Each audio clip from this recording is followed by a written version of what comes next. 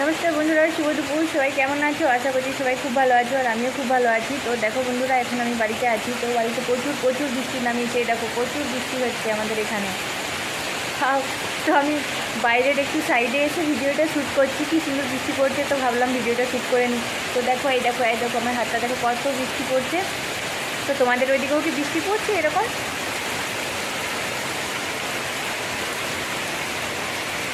তো কি সুন্দর লাগছে না? দেখো গাছের পাতাটা কি সুন্দর লড়ছে। ও